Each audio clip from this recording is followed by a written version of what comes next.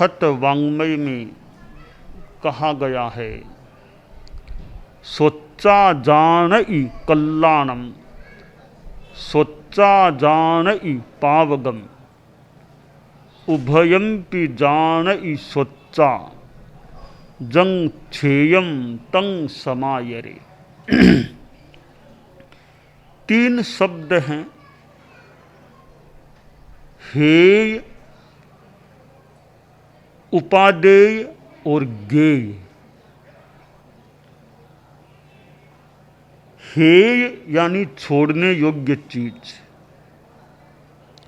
उपादेय यानी ग्रहण करने लायक चीज, और गेय यानी जानने योग्य चीज। तात्विक भाषा में गेय तो सभी पदार्थ हैं, सभी जानने योग्य हैं। जहां तक केवल जानना है वहां एक ज्ञान मात्र हो गया। ज्ञान के बाद छोड़ने योग्य क्या और ग्रहण करने योग्य क्या, इस विवेचन के आधार पर आदमी हेय छोड़ने योग्य को छोड़ने का और उपादेय ग्रहण करने योग्य को ग्रहण करने का प्रयत्न करे। अब यह जो ज्ञान है हेय उपादेय गेय का, कैसे हो सकता है? इस ज्ञान का एक माध्यम है श्रवण, सुनो। सुनने से ज्ञान होता है। श्रवणे नाणे बिन्नाणे। एक साधु का प्रवचन सुनते हैं, तीर्थंकरों का प्रवचन कोई सुने, आचार्यों का सुने, तो सुनने से ज्ञान मिलता है। हमारी श्रोत्रेंद्रिय है कान, यह कान ज्ञान का माध्यम बन जाता है। और किसी साधु की वाणी देशना प्रवचन को 1 घंटा कोई सुनता है, ध्यान से सुनता है, ग्राहक बुद्धि से सुनता है, अच्छी बातें सुनने को मिलती हैं, तो मानो 1 घंटा का वह समय सार्थक हो गया, सफल हो गया। सुनने से अनेक लाभ, ज्ञान का लाभ तो है ही। आप लोग गृहस्थ हैं, जो साधु नहीं हैं, गार्हस्थ के कार्यों में भी रहते हैं, इतने कोई व्यस्त भी हो सकते हैं, फिर भी कोई समय निकालता है प्रवचन श्रवण के लिए, तो एक विशेष बात है। आदमी यह सोचता रहे कि मैं तो बड़ा व्यस्त हूँ, बहुत व्यस्त हूँ, बहुत व्यस्त हूँ, टाइम नहीं। अब ये टाइम नहीं, मान लो ठीक है, व्यस्त आदमी हो सकता है, परंतु कुछ समय निकालने का प्रयास हो तो कहीं निकल भी जाए। दोहा है, आगे धंधो पाछे धंधो, धंधा माहे धंधो, धंधा मास्यूं समय निकाले वो साहिब को बंदो। आगे धंधो और पाछे धंधो। मान लो अभी 10:44 हो चुके हैं सुबह के, अब आगे पहले 10:44 से पहले कितने काम रहे होंगे। आप लोग गृहस्थों की दृष्टि से देखें कि भाई पहले सुबह नाश्ता किया होगा, वो भी एक काम ही था जीवन का।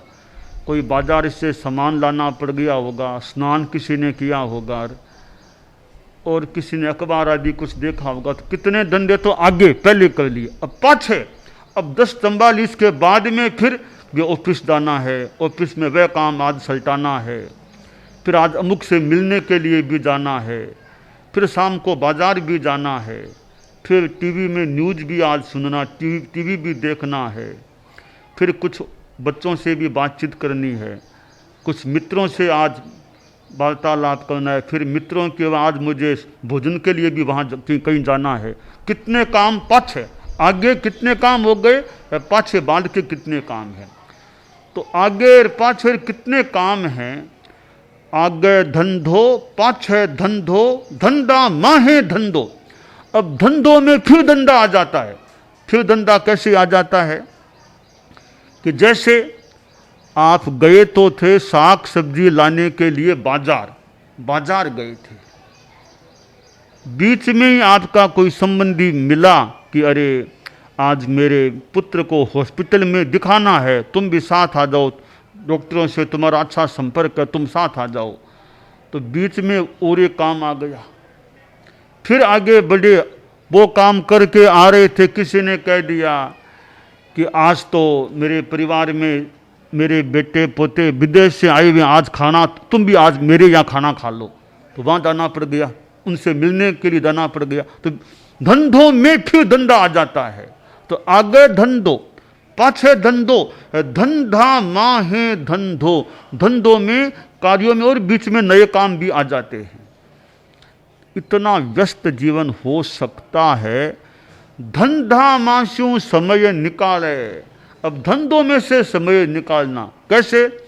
अरे आज तो जाना मुझे स्टेशन की ओर है, उधर ही संतों का ठिकाना है, तो स्टेशन जाने से थोड़ा पहले घर से चलूं, थोड़ी देर संतों के होकर फिर आगे चला जाऊंगा। तो धंधों में से समय निकाल लिया, थोड़ा संतों के पास जाकर फिर आगे मंगल पाठ भी सुन लूंगा, फिर आगे बढ़ूंगा। तो धंधों के बीच में से थोड़ा समय, जाना उधर ही है मुझे, ठिकाना उधर ही है संतों का, थोड़ा सा इधर जाऊंगा, वो काम भी हो जाएगा। तो धंधों में से समय निकाल ले वो साहिब का बंदा। वो एक अच्छा धार्मिक कुछ अंशों में आदमी हो सकता है। तो जीवन व्यस्त हो सकता है पर अस्त व्यस्त नहीं होना चाहिए। दिमाग अस्त व्यस्त नहीं होना चाहिए। दिमाग अस्त व्यस्त हो जाए, भार हो जाए, तनाव, वो काम वो काम वो काम, इतने काम कैसे करूंगा, यह बढ़िया बात नहीं। टाइम मैनेजमेंट शब्द कई बार ये आता है सुनने में कि टाइम मैनेजमेंट, टाइम मैनेजमेंट।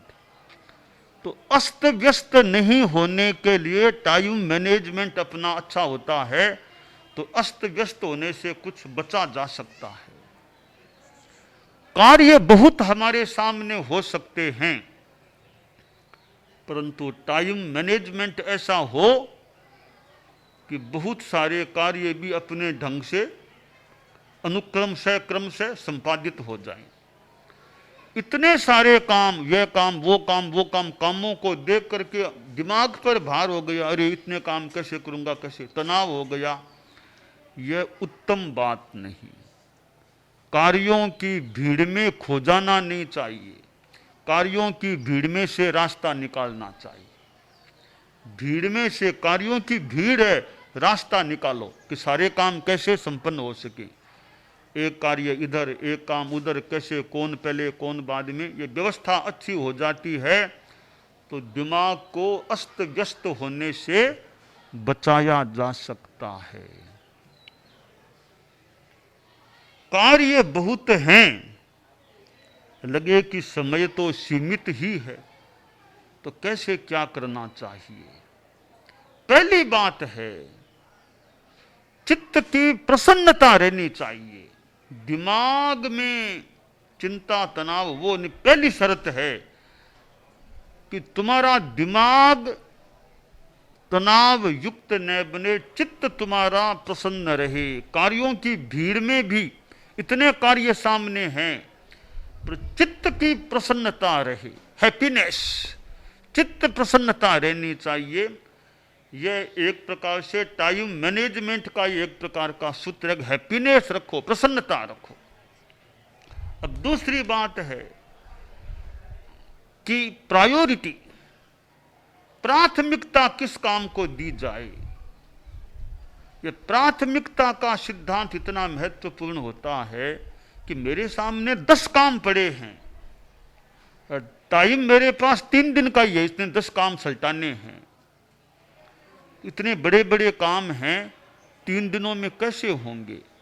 तो यह देखो तुम एक अवलिका पंक्ति बनाओ, अवलिका कि सबसे ज्यादा जल्दी संपन्न करने योग्य कौन सा काम है, तो सबसे पहले जल्दी संपन्न करना।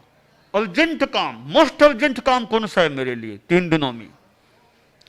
Most urgent and most important, वो इंपॉर्टेंट काम भी है, अर्जेंट काम भी है, मोस्ट है, तो पहले उस काम को तो पूरा करूं। अब नंबर 2 में कौन सा अर्जेंट काम है, नंबर 3 में कौन सा है, नंबर 4 में कौन सा, नंबर 5 में, 10 कामों में सबको नंबर दे दो, 1 2 3 4 5 6 7 8 9, प्रायोरिटी के हिसाब से सबसे पहले यह काम पूरा करना चाहिए, फिर वह, फिर वह, फिर वह, फिर वह, इस क्रम से करो। अब उदाहरण के लिए मेरे सामने संत बैठे हैं, हमारे मुनि वर्धमान कुमार जी को बहिर्विहार में चतुर्मास करने के लिए भी हमने निर्देशित कर दिया है, साथ में मुनि राहुल भी हैं, और ज्ञात हुआ कि दोनों गृहस्थावस्था में सीए कर रहे थे दोनों ही, तो टाइम मैनेजमेंट कुछ जाना हुआ हो सकता भी है और जाना भी जा सकता है, हमारे संदर्भों में भी टाइम मैनेजमेंट जाना जा सकता है।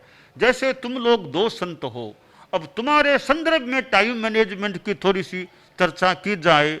तुम मान लो नारा में संभवतः अब जाने वाले हो, मान लो अब नारा में गए, अब मान लो भाई कि अरे आज तो कई काम है, व्याख्यान भी सुबह का देना है, रात को भी फिर व्याख्यान देना है, कुछ व्याख्यान की तैयारी भी करनी है, गोचरी भी कई ग्रोह में जाना है, और कुछ अखबार भी थोड़ा आज का देखना है, कैसे क्या बात आज अखबार में भी देखना है, और मेरा व्यक्तिगत कुछ लेखन आदि का काम भी है। आज वहाँ एक प्रोग्राम भी अन्य जगह प्रोग्राम में भी दोपहर में जाना पड़ेगा, वहाँ तय किया हुआ है, तो सुबह का व्याख्यान ठिकाने में देना है, रात की फिर कुछ गोष्ठी आदि करना है, दोपहर का अन्यत्र कहीं स्कूल आदि में जाके प्रोग्राम करना है, आज का अखबार भी देखना अभी तक बाकी है, और फिर बीच में गोचरी भी जाना है, कई घरों में तपस्या आदि की प्रेरणा भी देना है, तो कई काम सामने हैं। आज अब इतने काम मेरे सामने हैं, तो तुम लोग ये सोचो भी इतने काम तो हैं, तो अखबार की बात है ना, कोई अखबार आज का आज न पढ़ के मान लो कल देख लूं, क्या बात है, आज का अखबार है, मान लो वो दूसरे काम हैं, अखबार मेरे पास पड़ा ही है, आज अखबार न देख के अखबार थोड़ा सा कल देख लूं, तो एक काम अब आज से निकालो, यह इतना अर्जेंट काम नहीं अखबार देखना आज के लिए, ठीक है। अब दूसरी बात है कि भी घरों में जाना है, तपस्या आदि की प्रेरणा, तो देख लो भी तपस्या तो अभी सावन में बाद की बात है ना, आज दूसरा प्रोग्राम करना है स्कूल आदि में, तो तपस्या की प्रेरणा का काम आगे कल परसों देखते हैं, आज इसको छोड़ देते हैं, वो काम आगे के लिए पेंडिंग कर दिया। अब देखना भी स्कूल का प्रोग्राम तो आज का तय, तो वो तो आज ही जाना पड़ेगा, आज का तय सही सूचना होगी, वो जाना ही पड़ेगा, तो वहां तो जाना ही है, उसकी तैयारी भी वो पहले आज कर लेते हैं। आज का सुबह का व्याख्यान है, तो सुबह का व्याख्यान ठीक है, कई विषय मेरे दिमाग में पहले से है ही, तो विशेष तैयारी के बिना थोड़ा सा 2 मिनट देखा, आज का बखान ऐसे दे दूंगा, तो बिना ज्यादा तैयारी किए पहले से कुछ दिमाग में बातें हैं ही, तो आज का व्याख्यान सामान्य रूप में दे सकता हूं, वो काम ऐसे हो जाएगा। अब क्या रात की गोष्ठ वो तो शाम को है ना, शाम को तो सब ठिकाने में वापस आ जाएंगे, आराम से कर ले, कोई दिक्कत की बात नहीं है। और लेखन पठन है तो ठीक है, इतना कोई अर्जेंट काम नहीं ना, तो टाइम कम है अगर आज, तो लेखन पठन कल परसों छोड़ दिया, आज की कोई जल्दबाजी नहीं है। तो अर्जेंट काम कौन से रहे, अर्जेंट काम आज का एक तो स्कूल में आदि में जाके प्रोग्राम करना, वो मेरे लिए अर्जेंट है, या सवेरे का व्याख्यान अर्जेंट है, या फिर रात की कोई गोष्ठी आदि करना, वो जरूरी है, पहले से सूचना दी जा चुकी है, तो अर्जेंट को तो आज मैं रखूं, बाकी जो बाद पर छोड़े जा सकते हैं, अखबार देखना बाई चांस कल पर भी छोड़ा जा सकता है, तपस्या आदि की प्रेरणा आज तो मैं व्याख्यान के दौरान ही तपस्या की प्रेरणा सर्वालय कर देता हूं, कल परसों घरों में जाके कोई प्रेरणा दे दूंगा। तो जो काम आगे पर पेंडिंग रखे जा सकते हैं उनको पहले आज क्यों करूं, तो आज ही करने वो काम आज करूं। यूं ये देखना चाहिए कौन से कार्यों को विलंबित किया जाना संभव है, जो इतने अर्जेंट नहीं है, तो 1 नंबर तपस्या की प्रेरणा को बाहर जाकर घरों में जाकर उसको मत दो। अखबार पढ़ने को 1 नंबर मत दो, ये सब बांध के और काम होने के अलावा टाइम बचेगा तो अखबार आज भले शाम तक देख लेते हैं, वरना कल।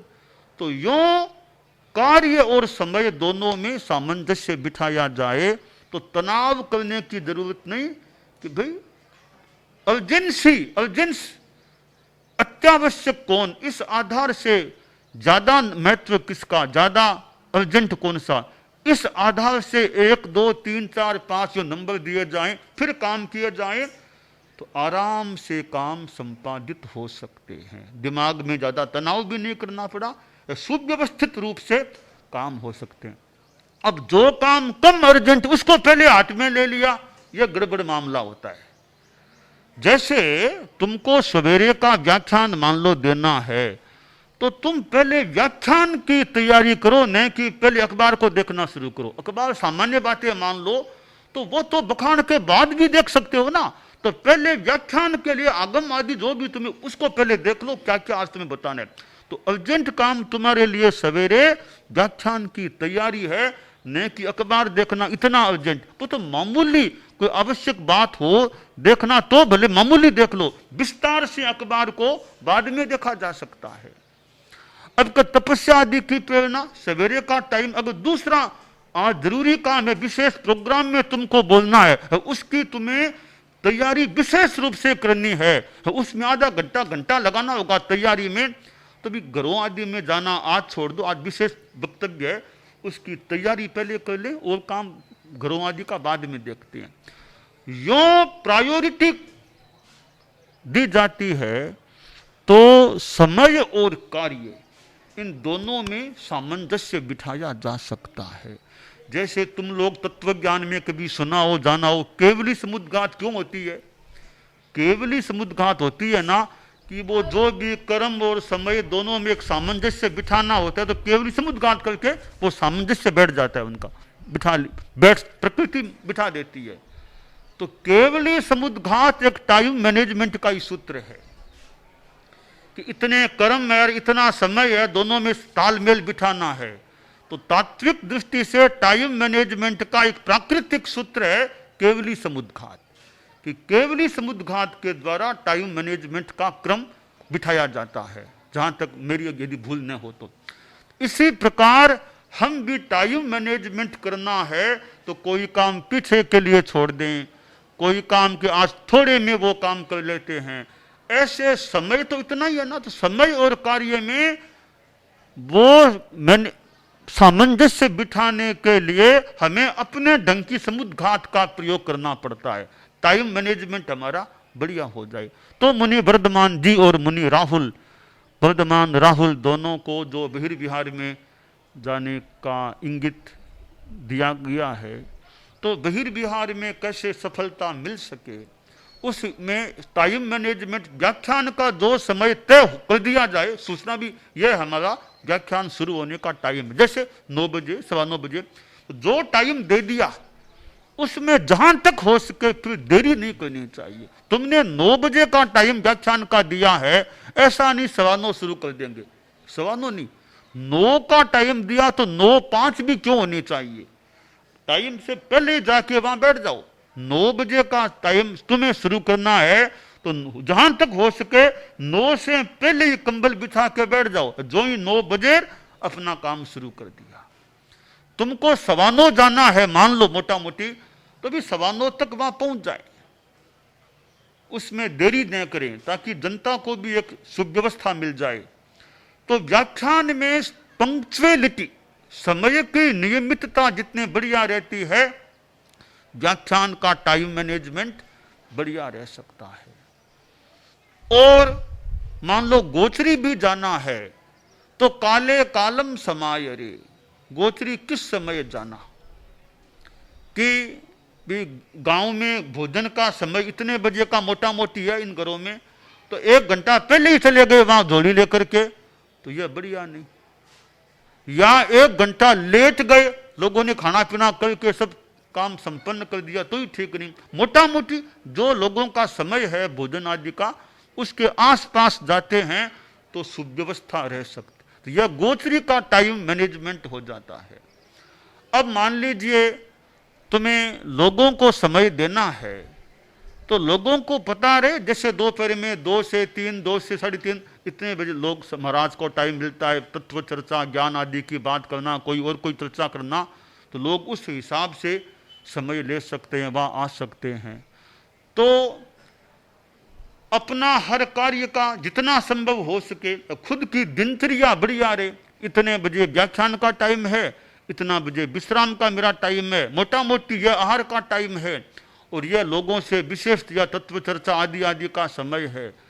तो टाइम अपनी समय सारिणी है, वो आदमी की सामान्य रूप में, कदाचित तो परिवर्तन भी करना पड़ सकता है, सामान्य रूप में समय सारिणी ठीक रहे तो वो टाइम मैनेजमेंट खुद का दिनचर्या का वो अच्छा बैठ सकता है। फिर टाइम मैनेजमेंट है तो हमारा शरीर को भी पता रहे अब सोने का समय है, मोटा मोटी अब भोजन का समय है, अब अध्ययन का समय है, अब बातचीत का समय है, अब गांव आदि में घरों में घूमने आदि का समय है। तो कार्य को तुम इस कार्य के लिए यह समय है, यूं टाइम मैनेज हो जाए तो मुनि वर्धमान और मुनि राहुल है वो बहिर्विहार में भी सफलता पाने के लिए एक तो टाइम मैनेजमेंट है और अपना कुछ परिश्रम भी, जनता के लिए परिश्रम भी करना होता है, समय निकालना होता है। तो टाइम मैनेजमेंट की दृष्टि से हैप्पीनेस जरूरी है, चित्त प्रसन्न रहे है प्रायोरिटी, प्राथमिकता किस काम किस हिसाब से कार्यों को समय दिया जाए।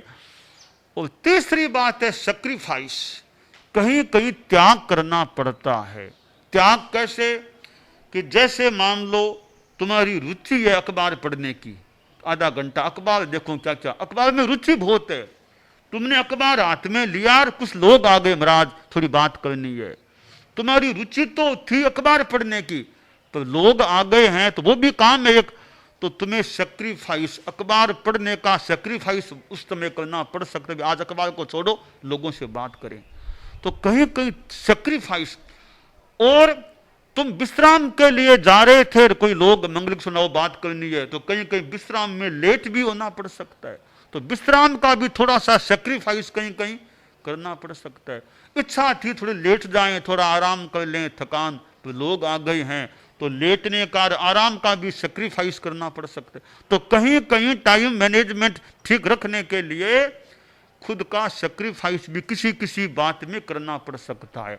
तो हैप्पीनेस, प्रायोरिटी और sacrifice, HPS, H for happiness और P means priority and S for sacrifice. तो HPS ये फार्मूला है एक टाइम मैनेजमेंट का, ये HPS साथ में रहता है तो तुम न्यारा में बहिर्विहार में, हालांकि तो तुम्हें खासकर मैं अभी बहिर्विहार की बात ही बता रहा हूं, तो न्यारा में बहिर्विहार में ये टाइम मैनेजमेंट की दृष्टि से HPS, हैप्पीनेस, प्रायोरिटी, सैक्रिफाइस, ये तीनों साथ में रहते हैं तो तुम्हारा बहिर्विहार का जो क्रम है, जीवन का जितना भी समय क्रम है, उसमें सफलता पाने की दृष्टि से टाइम मैनेजमेंट अपेक्षित है। टाइम मैनेजमेंट के लिए HPS का फार्मूला काम में लेना भी लाभदायी हो सकता है।